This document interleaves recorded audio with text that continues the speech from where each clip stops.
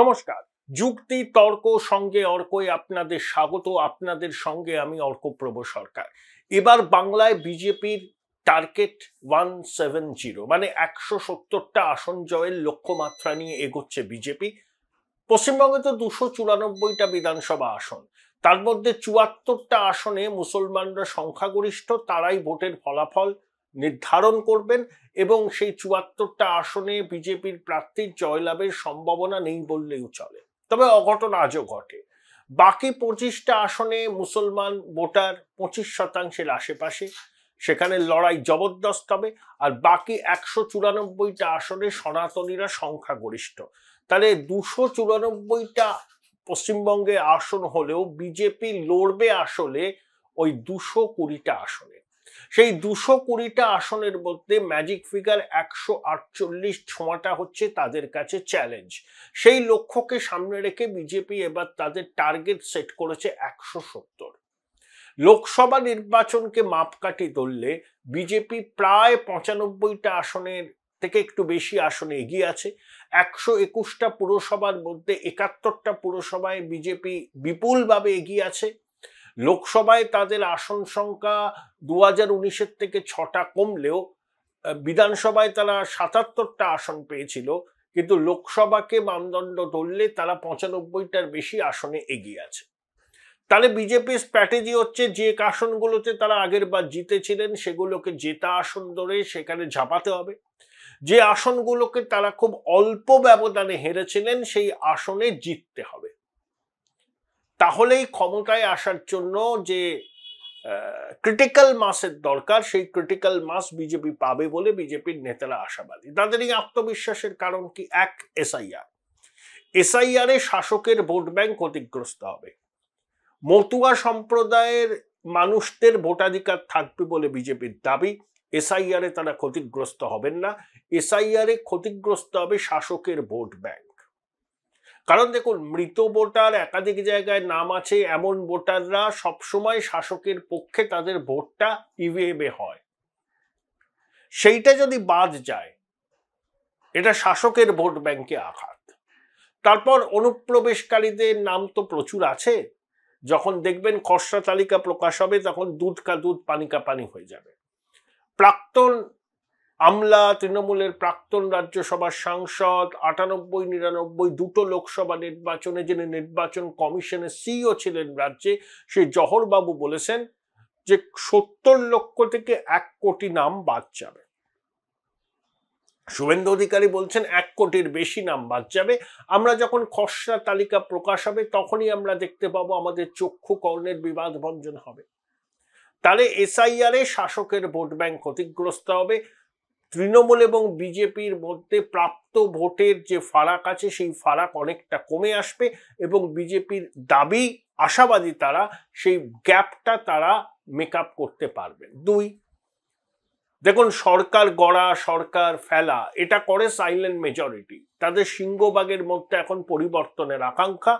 BJP নেতৃত্বের দাবি এই পরিবর্তনকামী মানুষের সিংহভাগ ভোট তাদের কাছে আসবে। 3, বাম কংগ্রেস তারা লড়লেও সিপিএম কে তৃণমূলের দোসর বলেই মানছেন পশ্চিমবঙ্গের মানুষ। তার কারণ সিপিএম ক্ষমতায় আসতে পারবে না, কিন্তু তৃণমূল বিরোধী ভোটটাকে কেটে দিয়ে তারা অনেক জায়গায় তৃণমূলের জয়যাত্রা সুগম করবেন। সেই জন্য সিপিএমুল তাদেরকে নাম হয়েছে। এখন বামপন্থী ভোটাররা, বিশেষ করে হিন্দু ভোটাররা, বামপন্থী যারা এখনো আছেন বা কংগ্রেসী, তারা এই ভুলটা এবার করবেন না। তারা যদি তৃণমূল কংগ্রেসকে হটাতে চান ক্ষমতা থেকে, তারা তাদের ভোটটা নষ্ট করবেন না। তারা বিজেপি প্রার্থীকেই ভোট দেবেন। অতীতেও আমরা দেখেছি যে বিজেপি এই যে 40% ভোট পায়, মঙ্গল গ্রহ থেকে তো পায় না। বামেদের ভোটের একটা বড় অংশ ট্রান্সফার হয়ে গেছে বিজেপির দিকে, আর একটা অংশ গেছে তৃণমূলে। সেই বামপন্থীদের ভোট তৃণমূলে গেছে যারা বিজেপির প্রতি, যাদের প্যাথোলজিক্যাল বিদ্বেষ আছে। তারা দেশে বিজেপির এই আগ্রাসন বিপদ হিসাবে দেখছেন। বামপন্থীরা বিজেপির জয়ের রথকে থামাতে ব্যর্থ হবেন সেটা জেনেই তারা মমতা বন্দ্যোপাধ্যায়কে ভোটটা দিচ্ছেন। এই যে no vote to BJP campaign যারা করেছিলেন তারা কিন্তু বিভিন্ন কিসিমের বামপন্থী। তারা বাধ্য হয়ে তৃণমূলকে ভোট দিয়েছিলেন। আবার বামপন্থীদের একটা সংখ্যাগরিষ্ঠ অংশ যাদের তৃণমূলের প্রতি প্যাথোলজিক্যাল বিদ্বেষ আছে, তারা বুঝে গেছে যে বাম কংগ্রেসের দ্বারা তৃণমূলকে হটানো সম্ভব নয়, তারা কিন্তু বিজেপিকে ভোট দেবে এবং বাম কংগ্রেসের অবশিষ্ট হিন্দু ভোটের প্রায় পুরোটাই এবার পদ্ম ফুলে পড়বে। 4, তৃণমূলের যেমন আইপ্যাক আছে, বিজেপিরও তেমনি অনেকগুলো সংগঠন আছে, বেসরকারি পরামর্শদাতা সংস্থা, যারা বছরভর কাজ করে। তারা একটা রিপোর্ট দিয়েছে, সেই রিপোর্টে বিজেপির পক্ষে যথেষ্ট আশাব্যঞ্জক। কয়েক মাস আগেও বিজেপি 110 থেকে 15টা আসন পেতে পারে বলে এই পরামর্শদাতা সংস্থাগুলো জানিয়েছিল। সর্বশেষ সমীক্ষায় বলছে যে ক্ষমতার একেবারে দোরগোড়ায় বিজেপি দাঁড়িয়ে আছে। আইপ্যাক কি বলেছে তৃণমূলকে দেওয়া শেষ রিপোর্টে? সর্বোচ্চ 154টা আসন পেতে পারে। তাহলে বিজেপির হয়ে যারা এই কাজগুলো করেন তারাও কিন্তু বলছেন দেখুন ক্ষমতার দোরগোড়ায় দাঁড়িয়ে আছে বিজেপি। তাহলে আইপ্যাকের 154 সর্বোচ্চ প্রেডিকশন আর বিজেপির পক্ষে কাজ করা পরামর্শদাতা সংস্থার রিপোর্ট যে ক্ষমতার দোরগোড়ায় দাঁড়িয়ে আছে বিজেপি, অনেকটাই মিলে যাচ্ছে। এটাই বিজেপি নেতৃত্বের কাছে খুব আশাব্যঞ্জক। 5, অতীতের ভুল তারা করবেন না। মমতা বন্দ্যোপাধ্যায়কে ব্যক্তিগত আক্রমণও করা হবে না। নরেন্দ্র মোদী 2021 সালে যা যা সভা করেছেন শুরুই করতেন দিদি ও দিদি বলে, সেটা কিন্তু বুমেরাং হয়েছে। এবার প্রধানমন্ত্রী ইতিমধ্যেই আলিপুরদুয়ার, দুর্গাপুর, দমদমে সভা করেছেন। আলিপুরদুয়ারে তৃণমূল সরকারকে বলেছিলেন নির্বাম সরকার, দমদমে এসে স্লোগান ঠিক করে দিলেন আমাদের পাড়া তৃণমূল তারা। একবারের জন্য মুখ্যমন্ত্রীর নাম করেননি, তৃণমূল সরকারকে সব দিক থেকে তিনি আক্রমণ করেছেন। কেন্দ্রীয় প্রকল্পের সুবিধা রাজ্যবাসী পাচ্ছেন না সেটা বলেছেন। এবং বিহারে জেতার পর দিল্লিতে দলের সদর দপ্তরে প্রধানমন্ত্রী বলেছেন যে এবারের লক্ষ্য বাংলা, গঙ্গা পাটুলিপুত্র থেকে পশ্চিমবঙ্গের দিকেই বয়ে যায়। পশ্চিমবঙ্গের মানুষের আশীর্বাদ নিয়ে বিজেপি নাকি বাংলাকে জঙ্গল রাজের অভিশাপ থেকে মুক্ত করবে। তাহলে বিজেপির সর্বোচ্চ নেতৃত্ব এবার পশ্চিমবঙ্গের ব্যাপারে ভীষণ ভীষণ সিরিয়াস। এবং একই সঙ্গে আরএসএস এর বিভিন্ন নেতার সাক্ষাৎকার আমি দেখছিলাম, তারা এবার বলছেন যে এটা বাঙালি হিন্দুর শেষ নির্বাচন, শেষ সুযোগ। এবারে যদি সরকার পরিবর্তন না হয় তাহলে বাঙালি হিন্দুর ভবিষ্যৎ নিয়ে সংশয় দেখা দেবে। যেভাবে জনবিন্যাসের পরিবর্তন হচ্ছে, আগামী দিনে বাঙালি হিন্দুরা নিজ ভূমি পরবাসী হতে পারেন। পশ্চিমবঙ্গের সৃষ্টি কিন্তু বাঙালি হিন্দুর জন্য, হোমল্যান্ড তাদের। 1947-এর 20শে জুন পশ্চিমবঙ্গ আইনসভায় বঙ্গভঙ্গ পাশ হয়েছিল। জ্যোতিবাবু, রতনলাল ব্রাহ্ম থেকে শুরু করে ডক্টর শ্যামাপ্রসাদ মুখোপাধ্যায়, বিধানবাবু সবাই সমর্থন করেছিলেন। সমস্ত হিন্দু লেজিসলেচাররা বঙ্গভঙ্গের প্রস্তাবে সায় দিয়েছিলেন। অর্থাৎ বাঙালি হিন্দুর হোমল্যান্ড হচ্ছে পশ্চিমবঙ্গ। সেটা যদি জনবিন্যাস পরিবর্তনের জন্য বাঙালি হিন্দুরাই অস্তিত্বের সংকটে ভোগেন নিজেদের হোমল্যান্ডে, সেটা খুব বিপদের কারণ। আরএসএস এটাই প্রচার করছে যে বাঙালি হিন্দুর শেষ সুযোগ এবারের নির্বাচন। 26-এ পালা বদল না হলে বাঙালি হিন্দুর অস্তিত্ব নিয়ে প্রশ্ন দেখা দেবে পশ্চিমবঙ্গে। এটা কিন্তু অনেকটা কারেন্সি পেয়েছে। এই মুহূর্তে যদি ভোট হয়, হিন্দু ভোটের 100টার মধ্যে ওই 62-63টা ভোট বিজেপি পাবে। লোকসভায় তারা পেয়েছিল 1 বছর 1.5 বছর আগে 100টার মধ্যে 55টা ভোট। তারপরে বাংলাদেশের ঘটনা হয়েছে, পেহেলগাম হয়েছে, দিল্লিতে বিস্ফোরণের ঘটনা ঘটেছে। Join Indian Institute of Hotel Management now. Right choice, right decision. এগুলো হিন্দু ইউনিটিকে আরো বাড়িয়েছে। মমতা বন্দ্যোপাধ্যায় যেমন 100টার মধ্যে 91টা মুসলিম ভোট পেয়েছিলেন 2021-এ, এবারও কিন্তু 100টার মধ্যে 66-67টা হিন্দু ভোটের টার্গেট করছে বিজেপি। সেটা যদি তারা পায় তাহলে তারা ম্যাজিক ফিগারে পৌঁছে যাবে। তাহলে তারা লড়ছে 220টা আসনে, টার্গেট 170, ম্যাজিক ফিগার 148। যে আসনগুলোতে তারা আগের বার জিতেছে সেগুলোর উপর ফোকাস তো থাকবে, এবং যেগুলোতে খুব অল্প ব্যবধানে হেরেছে সেগুলোতেও ফোকাস থাকবে। প্রধানমন্ত্রী বহু সভা করবেন, 3-4টে বিধানসভা কেন্দ্র নিয়ে একটা করে তার সভা হবে। সম্ভাব্য মানে আগের বার খুব অল্প ব্যবধানে হেরেছে সেগুলোতে ফোকাস, সেখানে প্রধানমন্ত্রী যাবেন, অমিত শাহ আসবেন, 5টা রথযাত্রা হবে। বিজেপির 5টা সাংগঠনিক জেলা, উত্তরবঙ্গ, রাঢ়বঙ্গ, নবদ্বীপ, কলকাতা, হাওড়া, হুগলি, মেদিনীপুর, 5টা জায়গা থেকে 5টা রথ বেরোবে। প্রত্যেকটা রথযাত্রার সূচনা করবেন বিজেপির কেন্দ্রীয় নেতা বা মন্ত্রীরা।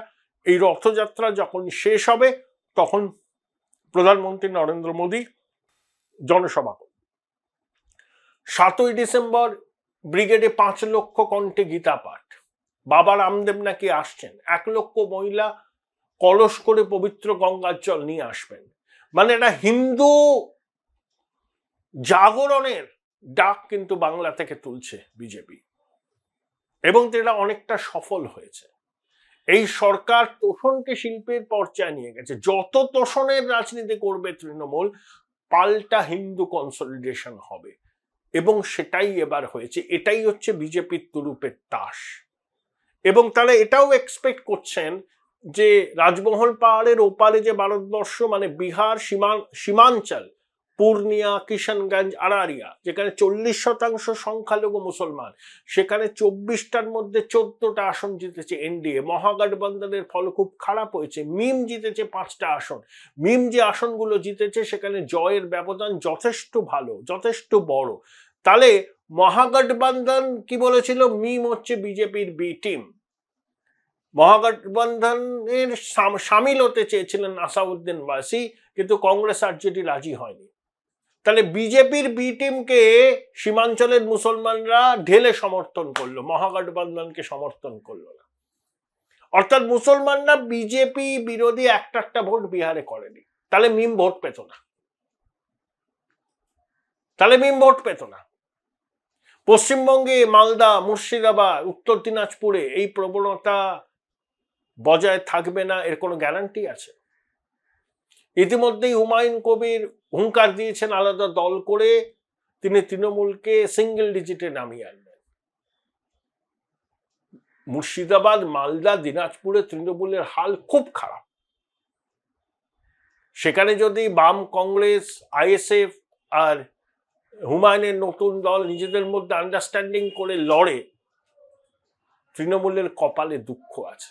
তাই আগের বার 100টার মধ্যে 91টা ভোট পেয়েছিল বলে 26এও পাবে এরকম কোনো গ্যারান্টি নেই। আর এসআইআর তো আছে, ক্ষতিগ্রস্ত হবে তৃণমূলের ভোট ব্যাংক। মতুয়াদের ভোটাধিকারের অধিকার থাকবে। দেখুন, মৃত ভোটার, একাধিক জায়গায় নাম আছে এরকম ভোটার, সবসময় শাসকের পক্ষেই তাদের ভোটটা করানো হয়। প্রতিটা বুথে আপনি দেখবেন রাজ্যের 10, 15টা, 20টা করে এরকম ভোটার আছে, সেই ভোটের সিংহভাগ শাসকের দিকে যায়। অনেক ক্ষেত্রে যেগুলোতে খুব হাড্ডাহাড্ডি লড়াই, সেখানে তো ফলাফল ওইখানেই নির্ধারিত হয়ে যায়। এবার যদি সেটা বন্ধ হয়, সেটা কিন্তু তৃণমূলের ডিসঅ্যাডভান্টেজ, শাসকের অ্যাডভান্টেজ। অভিষেক বন্দ্যোপাধ্যায় লম্বা চওড়া কথা বলছেন। উনি বৈভাবে রাস পালন করতে, তর্জনী উঁচিয়ে একে দেখে নেব ওকে দেখে নেব বলতে অভ্যস্ত। তিনি বলছেন তৃণমূলের 10 জন সাংসদ নির্বাচন কমিশনের সঙ্গে দেখা করবে, তাকে বুঝিয়ে দেওয়া হবে এটা বিহার নয়, এটা বাংলা। ঠিক তো, বিহারে 2 দফায় ভোট হলো, একটা রক্তপাত হলো না, একটা বুথে পুনর্গণনার দাবিও কেউ তুলল না। উৎসবের মেজাজে মানুষ ভোট দিলেন। আর পশ্চিমবঙ্গে ভোট হলে আমরা আতঙ্কে থাকি, মায়ের কোল আবার না খালি হয়। আসলে দিদিমণি ওই আমাদের রাজীবা সিনহার মতো অনুপ্রাণিত গৃহপালিত অফিসারকে কমিশনের সিইও হিসাবে চেয়েছিলেন। সেটা না হওয়ায় মনোজ আগরওয়াল সঠিকভাবে তার সাংবিধানিক দায়িত্ব পালন করছেন, দিদিমণি এটাকে নিতে পারছেন না। তাই তিনি অশনি সংকেত দেখছেন, তাই তিনি পত্রাঘাত করছেন কমিশনকে। কখনো বলছেন এসআইআর স্থগিত করো, কখনো বলছেন কেন বাংলা সেবা কেন্দ্রের অস্থায়ী কর্মীদের দিয়ে কেন ডেটা এন্ট্রি অপারেটরে কাজ হবে না, কেন হাই রাইজের ভোটারদের জন্য সেখানেই বুথ করতে হবে। এগুলো হচ্ছে পায়ের তলায় মাটি সরে যাওয়ার লক্ষণ। এগুলো হচ্ছে লাল বিফোর দ্য স্টর্ম, ঝড়ের আগে যে থমথমে অবস্থা, সেটাই শাসক শিবিরে থমথমে অবস্থা। ছোটবাবু যতই তর্জনী তুলে বুঝে নেব, দেখে নেব, প্রতিটা বুথে একটা করে ভোট বাড়াবো, এইসব বলছেন, তো আসলে উনিও জানেন পরিস্থিতি এবার ভালো নয়। দলনেত্রী তো ইঙ্গিতে দিয়ে ফেলছেন যে খেলা বোধহয় হাতের বাইরে বেরিয়ে যাচ্ছে।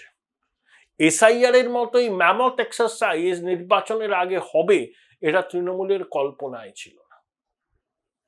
এই যে দিদিমণি, এই প্রতিবেদন যখন দেখবেন তখন তার পদযাত্রা হয়ে গেছে মতুয়া অধ্যুষিত অঞ্চলে। সম্ভবত তিনি ঠাকুর বাড়ি যাচ্ছেন না, সেখানে ওই বিশ্বজিৎ দাসের সঙ্গে মমতাওয়ালা ঠাকুরের দারুণ গোলমাল। দিদিমণি গেলে পরে সেই গোষ্ঠীদ্বন্দ্ব বেআব্রু হয়ে যাবে।